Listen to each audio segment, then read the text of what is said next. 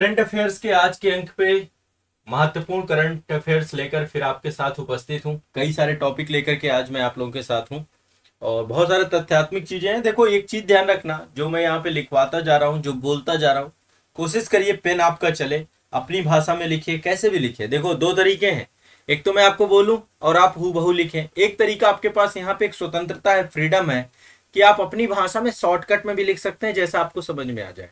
यहाँ पे मैं इंपॉर्टेंट हर एक करंट अफेयर्स का इंपॉर्टेंट सेगमेंट ही बताता हूँ। तो पहली करंट अफेयर्स की शुरुआत है, एक योजना है जिसका नाम है पंचामृत योजना। अब इसका नाम पंचामृत है ना। पंचामृत आप सभी जानते हैं, बड़ा जो है पवित्र एक तरीके से भोज्य है, जो कि ईश्वर का जब भगवान की जब हम पूजा करते हैं तो उसके बाद पंचामृत बांटा जाता है। तो ये योजना भी किसानों से जुड़ी हुई है, एग्रीकल्चर से जुड़ी हुई है और किसानों की आय को दोगुना करने से जुड़ी हुई योजना है पंचामृत योजना। देखो, सरकार का उद्देश्य है कि किसानों की आय कैसे भी करके दोगुनी की जाए, है ना। और इसके लिए ये गन्ना किसानों की आय को दोगुनी करने के लिए पंचामृत योजना शुरू की गई। किस किसानों के लिए? जो गन्ना किसान है, गन्ना किसानों को लेकर के शुरू किसने की है? उत्तर प्रदेश सरकार की योजना है ये। उत्तर प्रदेश में आपको पता है कि ये गन्ना सबसे ज्यादा होता है, शीर्ष उत्पादक राज्य में है गन्ना आपका। ठीक है, तो उत्तर प्रदेश सरकार के द्वारा गन्ना जो है आपका, गन्ना उत्पादन को लेकर के पंचामृत योजना शुरू की गई है। और पंचामृत योजना से गन्ने की मिठास बढ़ेगी और इसके लिए नई तकनीकियों का यूज किया जाएगा। नई तकनीकी क्या क्या हो सकती है नई टेक्नोलॉजी में? एक तो सबसे पहली बात, गन्ने की बुआई के लिए प्रबंधन किया जाएगा, है ना। यानी कि कई सारे बुआई को लेकर के कई सारी नई तकनीकियों का यूज किया जाएगा। इसके बाद जो कचरा है, कचरा माल्चिंग को लेकर के काम किया जाएगा, पेड़ी प्रबंधन किया जाएगा, ड्रिप इरिगेशन किया जाएगा, कचरा माल्चिंग किया जाएगा, सह फसल, उसके साथ सह फसल कौन सी जो है उगानी है उसको लेकर। तो इन सभी चीजों को लेकर के एक तरीके से इनोवेशन एग्रीकल्चर में होगा। और इससे देखो बहुत सारी चीजें हैं, पानी की बचत होती है ड्रिप सिंचाई जब करते हैं, गन्ने की जो पराली होती है ना, उसकी पत्तियां होती हैं, उसका अधिकतम उपयोग करना और उसके लिए कोई तकनीकी लेकर के आना, उर्वरकों का प्रयोग करना, कीटनाशकों का उपयोग करना। ठीक है, और इनका उपयोग इस तरीके से करना कि अतिरिक्त करने से बचा जा सके, मतलब अधिक उत्पादकता के लिए जो फसलों के लिए ज्यादा जरूरी है उन सब तकनीकों का बढ़ावा देना।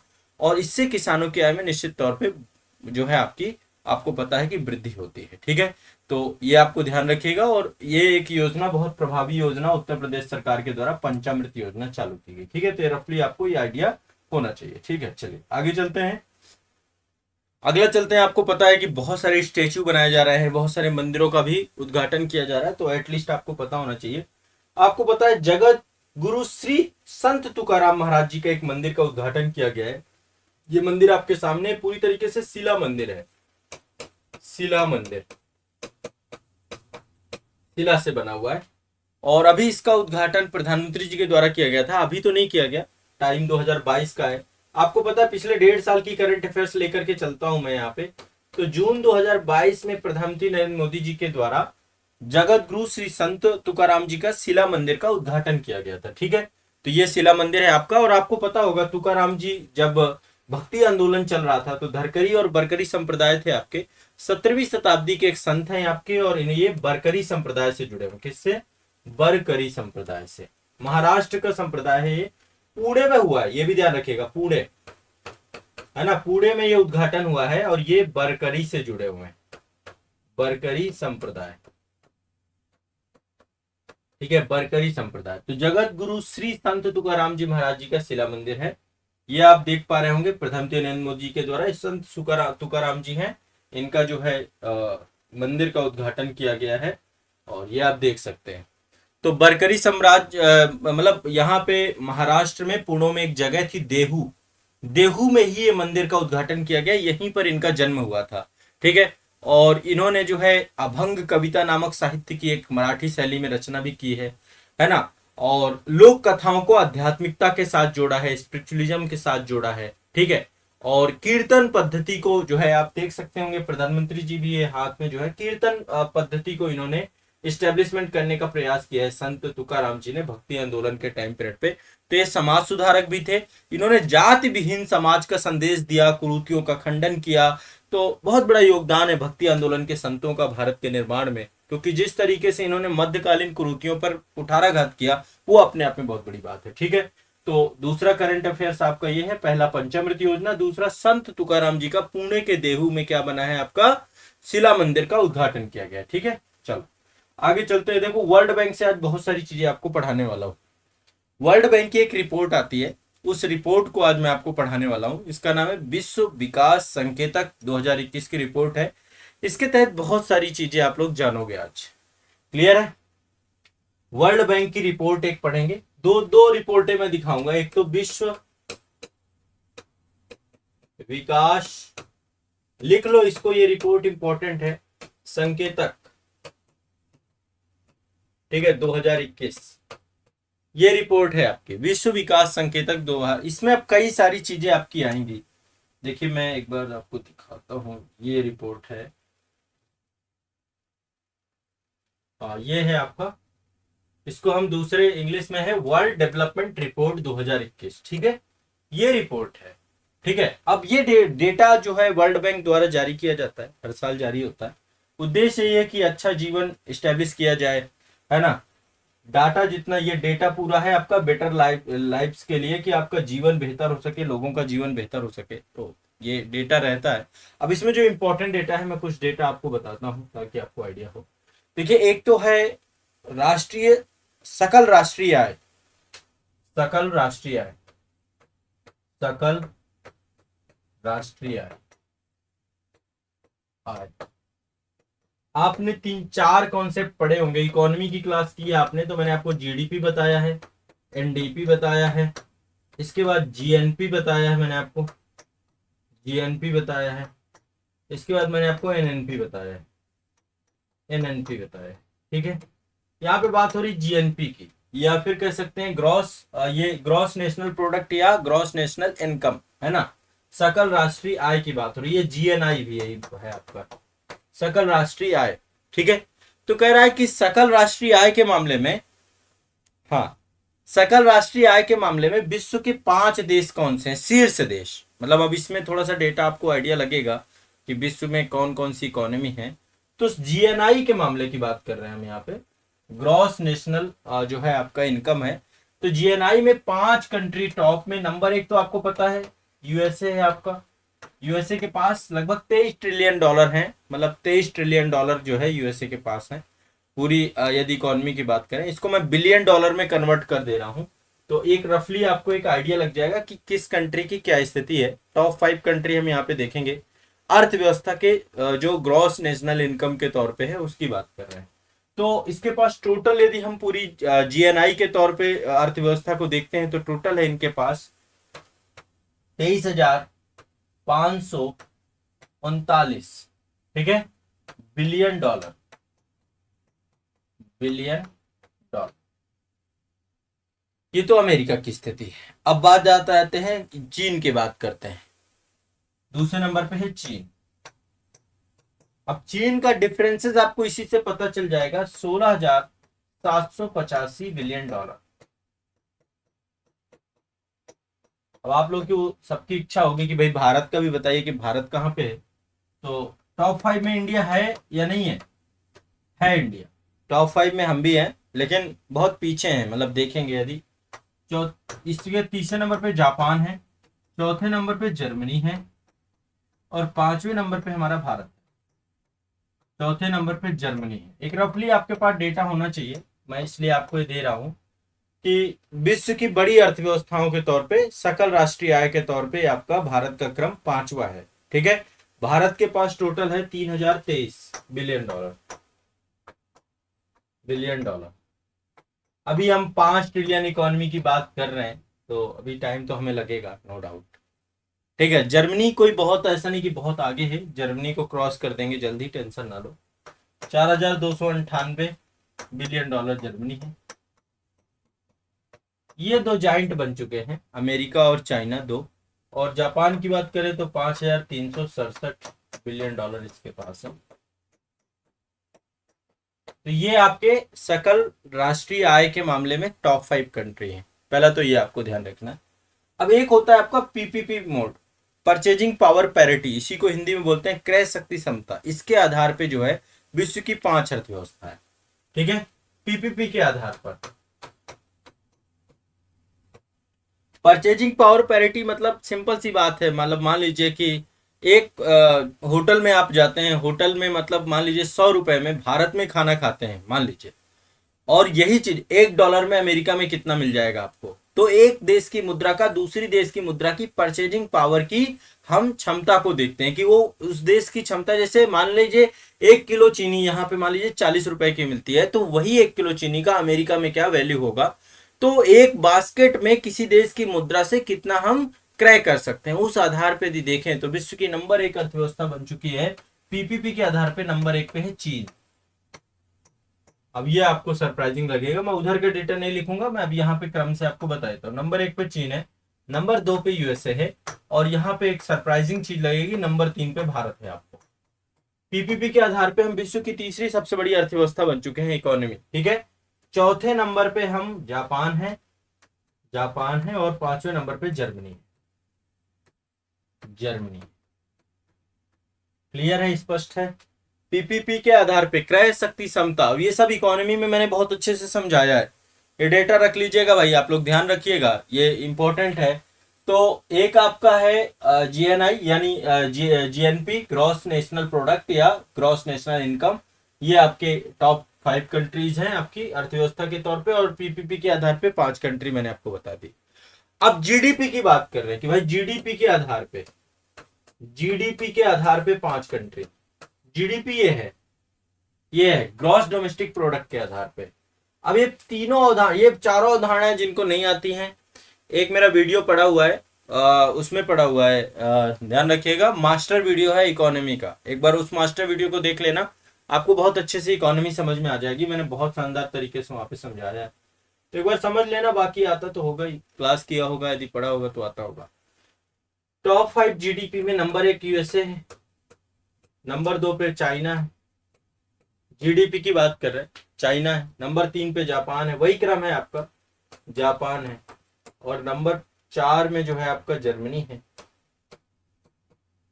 और नंबर 5 में आपका भारत। मुझे लगता है ये क्लियर हो गया, ये वाला डेटा पूरा 3 डेटा बताया मैंने इसको, इसमें आपको एक तो जीएनआई ग्रॉस नेशनल इनकम के आधार पे, ठीक है, जीडीपी के आधार पे, ठीक है, और तीसरा आपको ये बताया पीपीपी के आधार पे। शायद मुझे लगता है सभी को क्लियर हो गया होगा, क्लियर हो गया नहीं हो गया, और आगे चलते हैं नेक्स्ट, टेंशन मतलब सबको आता, सब जगह सब पहुंचते। एक बार कमेंट में बताएं भाई ये वाला कंटेंट क्लियर हो गया कि नहीं। चलो अब एक चीज और है, यही जो विश्व विकास संकेतक ही अभी देखना है, इसमें कई सारी चीजें हैं, इसमें विश्व के टॉप 5 जनघनत्व वाले देश। जनघनत्व तो समझते हैं ना, 1 किलोमीटर के दायरे में कितने लोग रहते हैं, जनघनत्व। विश्व के 5 देश जहां पे जनघनत्व बहुत ज्यादा है, भारत में तो आपको पता है दिल्ली सबसे ज्यादा है, और स्टेट में देखें तो बिहार सबसे ज्यादा है। विश्व में कौन सा है, विश्व में आपको पता है, देखो चीन में आप सभी को मैंने आईआर में पढ़ाया था, 1 चाइना 2 कंट्री सिस्टम है, 1 चाइना 2 कंट्री सिस्टम, जिसके तहत चीन ने कई सारे अपने ऑटोनोमस जोन भी बना रखे हैं, जैसे लाइक मकाओ हो गया, जैसे लाइक हांगकांग हो गया, तिब्बत है, ये सबको दे रखा है उसने, ताइवान हो गया, है ना। तो जनघनत्व में टॉप 5 यदि हम बात करें तो सबसे ज्यादा है मकाओ, नंबर 1 है मकाओ। मकाओ पड़ता है आपका चीन में, चीन का 1 चाइना 2 कंट्री सिस्टम के तहत है पूरा स्टेटस इसका। यहाँ पे 1 किलोमीटर के दायरे पे 20,000 लोग रहते हैं, 20,556 लोग रहते हैं, व्यक्ति रहते हैं पर किलोमीटर। 1 किलोमीटर के दायरे पे, 1 किलोमीटर स्क्वायर मतलब वर्ग किलोमीटर के दायरे पे 20,556, सबसे ज्यादा तो मकाऊ का है, ठीक है। दूसरे नंबर पे मोनाको है, मोनाको बिस्किट नहीं है, मोनाको एक देश है, दूसरे नंबर पे मोनाको है, फिर इसके बाद सिंगापुर है। ये सब छोटे छोटे देश हैं, इनके पास लैंड नहीं है बहुत ज्यादा। सिंगापुर नंबर 4 और नंबर 5 में, 4 में हांगकांग है, हांगकांग ये भी चीन का ही है, शहर है आपका, मतलब ऑटोनोमस जोन है चीन। और नंबर 5 जो आपका है, नंबर 5 में है बहरीन।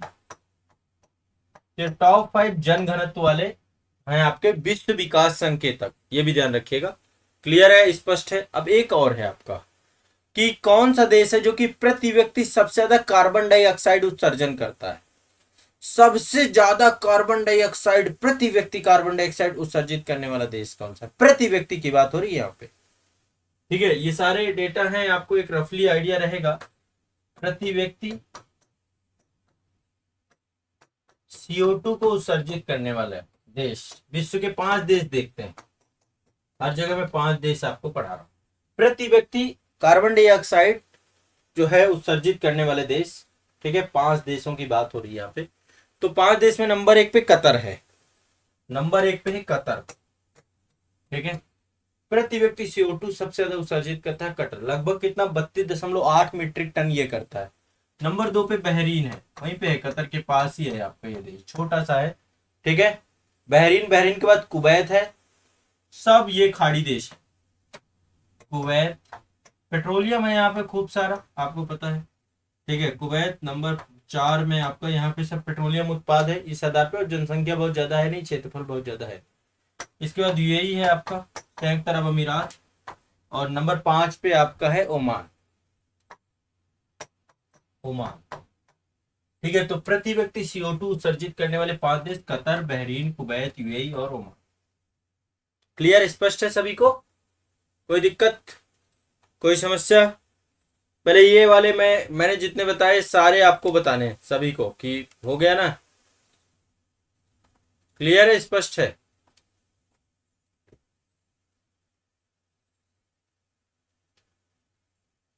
ठीक है, देखो कितना हो गया। प्रति व्यक्ति CO2 वाले 5 देश बताए, कतर, बहरीन, कुवैत, UAE, ये सब विश्व विकास संकेतक की रिपोर्ट है, मैं नहीं बता रहा हूँ। जनघनत्व में Macau, Monaco, Singapore, Hong Kong, Bahrain, और ये आपका PPP मोड पे 5 अर्थव्यवस्थाएं, चाइना, USA। PPP में चाइना नंबर 1 हो चुका है, ध्यान रखना, USA दूसरे नंबर पे जा चुका है। GDP में अमेरिका ही आगे है, और इसमें GNI में भी अमेरिका ही आगे। चलो आगे बढ़े भाई। तो वर्ल्ड बैंक की एक रिपोर्ट तो ये हो गई आपकी, एक और रिपोर्ट है आपकी वर्ल्ड बैंक की, उसे भी देख लेते हैं साथ साथ। एक रिपोर्ट है विश्व बैंक प्रोस्पेक्टस, जारी होता है प्रोस्पेक्टस, आप जानते हैं, विश्व बैंक प्रोस्पेक्टस 2022। इसके अनुसार कि भारत में जीवन प्रत्याशा कितनी है, मतलब टॉप टॉप 5 कहे या टॉप 3 कह सकते हैं, कि जीवन मतलब टॉप 3 जीवन प्रत्याशा वाले देश कौन से हैं, जहां पे ज्यादा लोगों की उम्र रहती है। फिर भारत में भी देख लेंगे। तो सबसे ज्यादा लोग जिंदा रहते हैं हांगकांग, जापान और मकाऊ, ये तीनों जगहों पे ये नंबर 1 पे है आपका जीवन प्रत्याशा, मतलब कितनी उम्र हो सकती है, मैक्सिमम औसतन उम्र की बात हो रही है। मकाऊ तो ये इसमें है आपके लगभग 85 साल जीते हैं आपके यहाँ पे, कितना 85 साल, 85 ईयर, ये उम्र वाले लोग हैं। विश्व के 3 शीर्ष जीवन प्रत्याशा वाले देश आपके हैं। फिर दूसरे नंबर पे सिंगापुर है, सिंगापुर में है 84 साल, औसतन है ये, वैसे तो इनमें बहुत 100 भी पार करने वाले लोगों की कमी नहीं है, बहुत है। तीसरे नंबर पे है स्विट्जरलैंड, आयरलैंड, ऑस्ट्रेलिया, कई सारे देश हैं इसमें, आयरलैंड, ऑस्ट्रेलिया, इजराइल और भी है, दक्षिण कोरिया, एक छोटा सा है देश माल्टा, इन सब में है 83 साल। देख पा रहे हो आप? ये आपके कैसे देश हैं, जीवन प्रत्याशा वाले देश, ठीक है। भारत की कितनी है भाई? भारत में 70 साल लोग जी रहे हैं, औसतन 70 साल बताया है। विश्व बैंक प्रोस्पेक्टस 2022 के अनुसार ये आपकी क्या है, जीवन प्रत्याशा वाले 5 देश, मतलब टॉप 3 कंट्रीज ही हैं, मतलब कंट्री अब इतनी सारी मैं लिखवा दी, बस आपको रफली याद रखना है। ये जीवन प्रत्याशा कहां पर है, कितनी है, विश्व बैंक प्रोस्पेक्टस 2022 के अनुसार, ध्यान रखना है। और आपको एक थोड़ा सा मैं यहाँ पे एक इंटरेस्टिंग फैक्ट बता दूं, जीवन प्रत्याशाओं में यदि महिलाओं की जीवन प्रत्याशा बोले तो ज्यादा है, 88 साल जो है महिलाएं जीती हैं आमतौर पे। जैसे हांगकांग, मकाऊ, जापान है ना, यहाँ पे ये तो पुरुष महिला दोनों का 85 साल है, लेकिन केवल महिला का देखें तो केवल महिला का ये आपका 88 साल है, कितना है, 88 साल। और पुरुषों की बात करें तो पुरुषों का 83 साल। ठीक है, महिलाओं की औसत जीवन प्रत्याशा ज्यादा है। क्लियर है। भारत में महिलाओं की जीवन प्रत्याशा कितनी है? 72। पुरुषों की तो कम है, महिलाओं की 72 है, पुरुष लगभग वही 69 या 68-69 के आसपास पुरुष है। ठीक है, ये एक थोड़ा सा याद रखिएगा। पुरुष की 69 है, यदि बाइफरकेट करके देखें, पुरुष की 69, महिला की 72, तो महिलाओं की उम्र पुरुषों से ज्यादा। ये भी ध्यान रखिएगा। आप कहते हैं ना महिला पीछे है, महिला जिंदा रहने में भी पुरुष से आगे, हर चीज। ठीक, तो ये आप ध्यान रखिएगा। ये आपका जीवन प्रत्याशा को लेकर के एक फैक्ट था, तो मैंने कहा ये भी आपको पढ़ाई देते हैं, कंप्लीट कराई देते हैं। अब देखो, एक राष्ट्र नेशनल गेम्स होते हैं आपके, हर साल नेशनल गेम्स होते हैं। तो इस बार के जो नेशनल गेम्स थे आपके 36वें नेशनल गेम थे, 36 नेशनल गेम। और ये नेशनल गेम आपके गुजरात में हुए थे 2022 में। ठीक है, 36वां राष्ट्रीय खेल गुजरात में हुआ था 2022 में।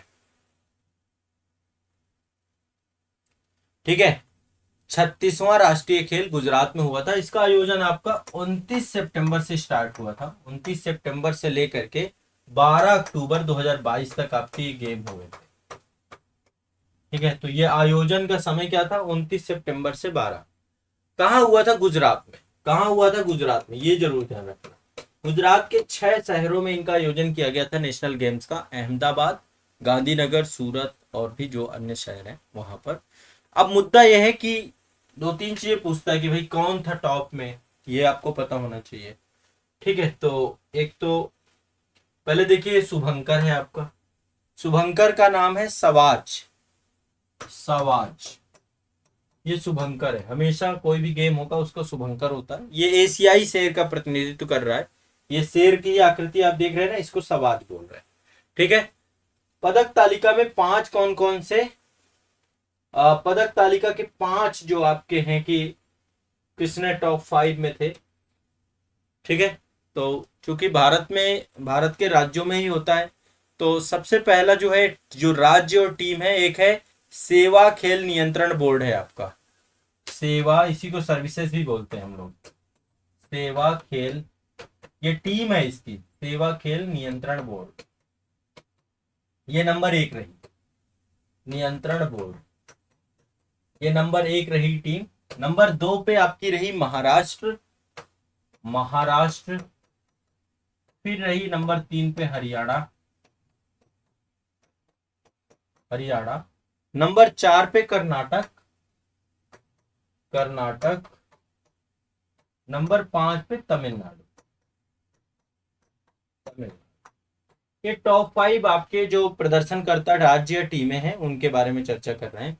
यदि सेवा खेल नियंत्रण बोर्ड की बात करें तो 61 मेडल थे। गोल्ड मेडल की बात कर रहा हूँ, केवल गोल्ड मेडल, ऐसे तो रजत और कांस्य मेडल भी है। टोटल ये गोल्ड मेडल की बात कर रहा हूँ, 61 इनको मिले थे।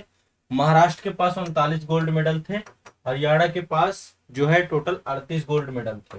ठीक है, और बाकी कर्नाटक के पास 27 और तमिलनाडु के पास 25, 27 और 25। ये आपको रफली गोल्ड मेडल की बात है। टोटल मेडल की बात करें कि टोटल मेडल किसके पास कितने थे, तो टोटल मेडल में तो ये महाराष्ट्र ज्यादा है, 128 इनके पास थे, 140 इनके पास थे। मतलब इनके पास कांस्य बहुत ज्यादा थे, 63 कांस्य थे। तो गोल्ड मेडल से तय होता है कि कौन नंबर 1 रहेगा, इसीलिए पहले मैंने गोल्ड मेडल लिख दिया है आपका। ठीक है, सेवा खेल नियंत्रण, क्योंकि पॉइंट ज्यादा होते हैं गोल्ड के ना, ओवरऑल पॉइंटों के हिसाब से निकालें तो सेवा खेल नियंत्रण बोर्ड ज्यादा रहेगा। ठीक है, हरियाणा के पास 116 मेडल थे। ठीक है, ये रफली आपको आइडिया ध्यान रखना है। ठीक है, क्लियर है। तो ये आपका जो है 36 नेशनल गेम्स हुए थे, और ये आपको ध्यान। सर्वश्रेष्ठ पुरुष खिलाड़ी दिया गया था, एक तैराक है साजन प्रकाश। साजन प्रकाश केरल से हैं, और इन्होंने 8 पदक टोटल लिए, 5 स्वर्ण, 2 रजत, 1 कांस्य। तो सर्वश्रेष्ठ खिलाड़ी थे साजन प्रकाश, साजन प्रकाश। सर्वश्रेष्ठ खिलाड़ी थे आपके साजन प्रकाश, ये ध्यान रखना है।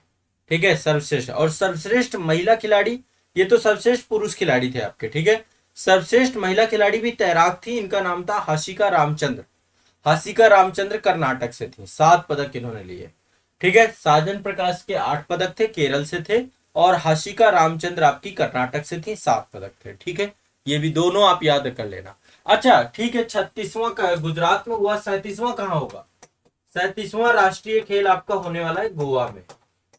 कहाँ होगा? गोवा में। इसी साल होगा 2023 में, गोवा में। बहुत बड़ी बात है, देखो खेलों को लेकर के अब सरकार बहुत संजीदा है और बहुत गुड न्यूज है भारत के लिए। ठीक है, गुड न्यूज है, नहीं है, बहुत बड़ी गुड न्यूज है आपकी ये। तो ये आपको ध्यान रखना है। गुजरात में हुआ 36वां, 6 शहरों में हुआ था, अहमदाबाद, गांधीनगर, सूरत, बड़ोदरा, राजकोट, भावनगर। ये 6 शहरों में हुआ था 27 सितंबर से 10 अक्टूबर तक। इसमें लगभग 7,000 से अधिक खिलाड़ी सम्मिलित थे और एक तरीके से खेलों के माध्यम से एकता का जश्न मनाना, ये इस बार का लोगो वो भी था, थीम भी था। और ये जो है बहुत इम्पोर्टेंट है। और कोविड के चलते हुए 2020 में राष्ट्रीय खेलों का आयोजन हुआ भी नहीं था, ये भी ध्यान। अब आगे चलते हैं, ये हमारे देश की महिलाएं हैं जिन्होंने नाम रोशन किया है महिला विश्व मुक्केबाजी में। महिला बुक विश्व मुक्केबाजी, महिला विश्व मुक्केबाजी चैंपियनशिप हुई थी, उसमें इन चारों महिलाओं ने देश का नाम रोशन किया है। ठीक है, पहली बात, महिला विश्व मुक्केबाजी चैंपियनशिप आपकी 2023 में हुई है नई दिल्ली में। कहाँ हुई है? नई दिल्ली में, भारत, नई दिल्ली में हुई है। 15 से 26 मार्च 2023 को इसका आयोजन किया गया था। तो इसका आयोजन देखो हुआ है नई दिल्ली में। नाम एक बार लिख लीजिएगा, महिला विश्व मुक्केबाजी चैंपियनशिप, महिला विश्व मुक्केबाजी चैंपियनशिप 2023। तो भारत, नई दिल्ली में हुआ है। आयोजन का अवधि मैंने बता दिया, 15 से 26 मार्च 2023। मार्च 2023 ये आपकी अवधि है, ये आपको याद रखना है। ठीक है, 13वां संस्करण है और अंतरराष्ट्रीय मुक्केबाजी संगठन है आपका, इंटरनेशनल बॉक्सिंग एसोसिएशन है आपका, उसी के तहत जो है आपका पूरा ये किया गया, आईबीए के द्वारा इसको आयोजित किया गया था। ठीक है, भारत ने 4 गोल्ड मेडल लिए हैं, 4 गोल्ड मेडल। ठीक है, 4 गोल्ड मेडल में से नाम मैं एक बार दिखा देता हूं, ये नाम आप लोग लिख लो। एक तो निकहत जारीन है आपकी, निकहत जरीन, निकहत जरीन 50 किलोग्राम में आपकी रही है, 50 किलोग्राम में निकहत जरीन। ठीक है, दूसरी आपकी लवलीना है। ठीक है, लवलीना बोरगोहेन, लवलीना बोरगोहेन आपकी 75 किलोग्राम में, 75 किलोग्राम में। कैटेगरी है अलग अलग। ठीक है, निकहत जरीन आपकी 50 किलोग्राम में और लवलीना बोरगोहेन आपकी 75 किलोग्राम में। ठीक है, इसके बाद 2 लोग और हैं, ये आपकी, एक तो ये गोल्ड मेडल मिला है नीतू, नीतू घनघस को, घनघस, नीतू घनघस को, इनको मिला है आपका 48 किलोग्राम पे, 48 किलोग्राम पे। और एक पर्सन और आपकी है, ये है स्वीटी बूरा, ये आप देख रहे हैं, इनको भी गोल्ड मिला है स्वीटी बूरा को। तो स्वीटी बूरा है 81 किलोग्राम पे, 81 किलोग्राम पे।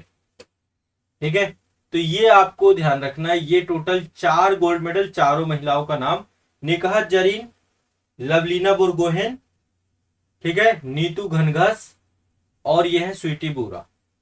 ठीक है, तो ये आपको ध्यान रखना है। क्लियर है, स्पष्ट है सभी को भाई? क्लियर है, नहीं क्लियर है? बताते जाना एक बार मुझे।